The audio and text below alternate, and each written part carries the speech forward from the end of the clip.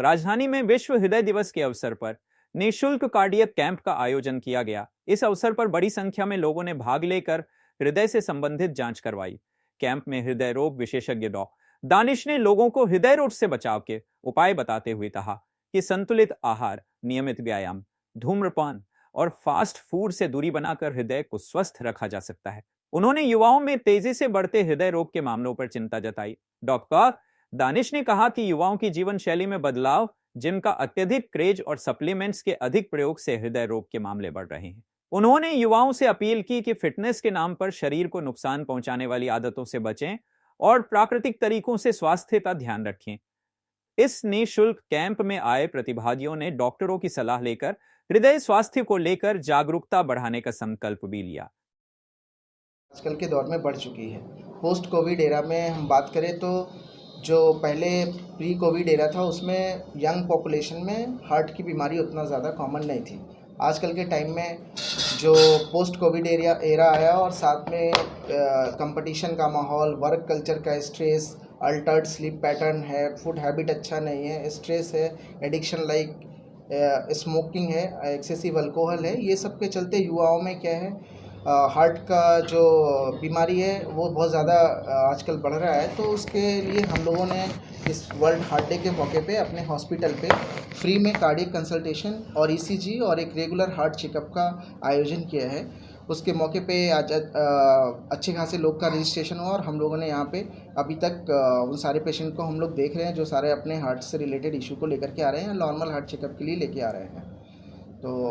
आजकल के टाइम में सबसे ज़रूरी चीज़ ये है कि नॉर्मल 30 एज के बगल के बाद में जो लोग भी हैं उनको नॉर्मल एक ब्लड शुगर, कोलेस्ट्रॉल और ब्लड प्रेशर, ये 3 चीज़ ज़रूर से चेक कराना चाहिए और एक रेगुलर चेकअप ज़रूर होना चाहिए। इसके मुख्य कारण अपना क्या होते हैं? इसके मुख्य कारण ये है कि फॉर एग्ज़ाम्पल आजकल के टाइम में जो भी यंग पॉपुलेशन की बात करें, क्योंकि पहले के टाइम में जो ओल्ड पॉपुलेशन था उसमें ऑलरेडी जो हार्ट का बीमारी है वो ऑलरेडी कॉमन है, क्योंकि जैसे जैसे एज बीतता है पेशेंट को हाइपरटेंशन, ब्लड शुगर, ये सारी और एथेरोस्क्लेरोसिस लाइक कैल्शियम और कोलेस्ट्रॉल का डिपोजिशन से पहले के दौर में ऐसे भी हार्ट का बीमारी ओल्ड एज में ज़्यादा कॉमन था। आजकल के दौर में हुआ क्या, कोविड के आने से और उसके बाद यंग युवाओं में जो लोग स्मोकिंग कर रहे हैं, स्मोकिंग एक ऐसा फैक्टर है जो कि कोगुलेशन यानी खून का थक्का बनाने में बहुत ज़्यादा मदद करता है। तो वो क्या हो रहा है कि वो एक क्लॉट जो बन रहा है वो, और साथ में ये कोविड का फैक्टर, स्ट्रेस का फैक्टर, ये सारा का सारा चीज़ मिल करके पेशेंट को प्रोवोक कर रहा है और पेशेंट को प्रीडिस्पोज कर रहा है कार्डियक डिजीज़ के लिए। इसीलिए आजकल के युवा में ज़्यादा कॉमन हो गया। सर एक सवाल था कि अभी कई ऐसे केस आए हैं कि कोई जिम है या कोई डांस कर रहा है या कोई अदर एक्टिविटी में, पहले उसका केस हिस्ट्री ऐसा नहीं था कि उसको कार्डियक को, लेकिन अचानक इस तरह के मामले आए हैं कि डेथ होने की संभावना बढ़ गई है। तो इसके लिए कैसे किया जाए? क्या हर एक लोगों को ये?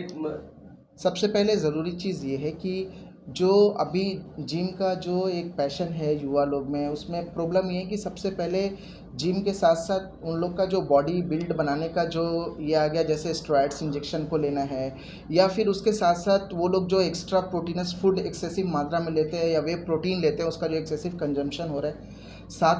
साथ में जाते के साथ इसका भी एक गाइडलाइन है कि जब भी वो लोग जिम स्टार्ट करें एक आइसोमेट्रिक एक्सरसाइज, कार्डियक एक्सरसाइज, और वे ग्रेजुअल वे में उसको इंक्रीज़ करना है। लाइक फर्स्ट डे गए और एक्सेसिव एक्सरसाइज करना, ये क्या करता है, सपोज़ किसी भी युवा को लाइक फैमिली हिस्ट्री है या उनका किसी तरह का कंजम्पशन है या कोविड हो रखा है, वो क्या है ऑलरेडी उनका एक प्लाक बना रहता है। जैसे ही वो एक्सरसाइज कर रहे हैं या एक्सेसिव एक्सरसाइज फर्स्ट डे से ही स्टार्ट कर रहे हैं, स्टर्नस एक्सरसाइज, वो क्या करता है, वो प्लाक को रप्चर करता है। जब प्लाक रप्चर होता है तो उसका सरफेस रफ होता है और उस पर क्लॉट बनता है। तो उसके चलते क्या होता है, पेशेंट लोग में सडन कार्डियक अरेस्ट का जो ये प्रोबेबिलिटी है वो बहुत ज़्यादा आजकल बढ़ गया है। तो एक जिम करना अच्छा चीज़ है, बट जिम में क्या है, जो भी उससे हानिकारक चीज़ है उसको कंजम्पशन नहीं करना है, हेल्दी वे में जिम करना और एक प्रोग्रेसिव वे में अप टाइट्रेट करना है जिम के काम। इसके शुरुआती लक्षण अपना क्या है? शुरुआती लक्षण में ये हो सकता है, जैसे हार्ट में क्या है, हार्ट के में